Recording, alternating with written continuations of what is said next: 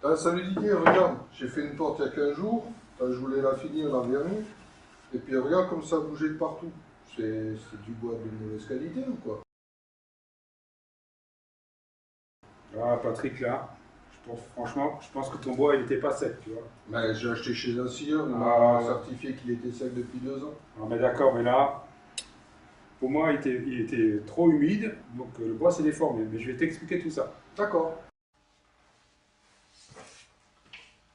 Bon, Patrick, je vais un peu t'expliquer tout ça. Tu sais que le bois est un matériau hygroscopique. En plus simple, on peut le comparer à une éponge. Il a la capacité d'ajuster sa teneur en humidité en fonction de l'humidité relative de l'air et de la température. C'est ce qu'on appelle l'équilibre hygroscopique du bois. Si je trempe mon éponge dans l'eau, elle va se saturer d'humidité, comme le bois vert, qui peut comporter jusqu'à 250% d'humidité.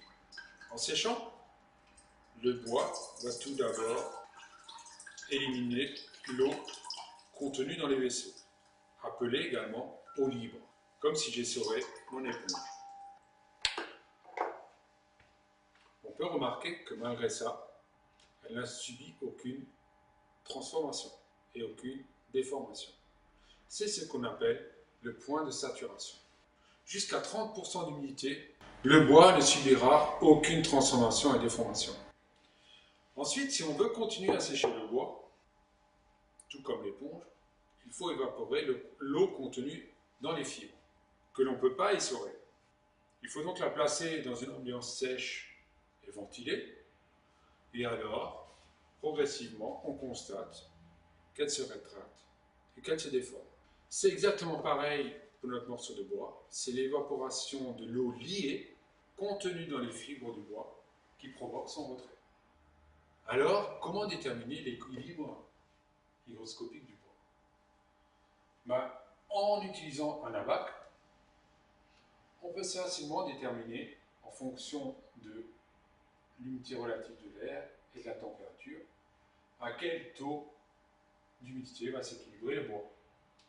Si je reprends notre exemple de notre porte, avec le bois que tu as acheté chez le scieur en janvier, si je me reporte à la carte de France, pour voir à peu près les humidités relatives de l'air en hiver en Alsace, on constate qu'on est à peu près 86% d'humidité relative de l'air en hiver, avec une température moyenne de 5 degrés. Je reviens sur mon abac, je trace 0,5 degrés de température et 86% d'humidité relative, et je constate que l'équilibre hygroscopique se fait à 18%. Tu as placé ton meuble chez toi à la maison, je sais que tu es frileux, chez toi environ il fait 22-23 degrés, et dans une maison actuellement on n'a pas plus de 50% d'humidité relative.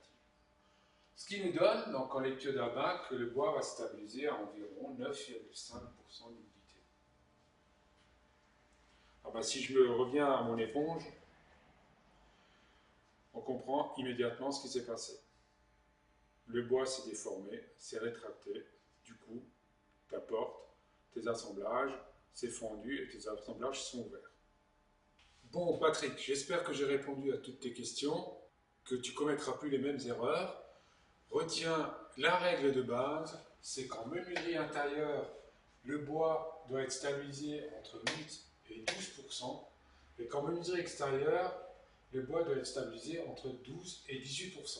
En respectant cette règle de base, tu t'éviteras beaucoup de problèmes. En attendant, bon travail et reviens me voir si tu as d'autres questions.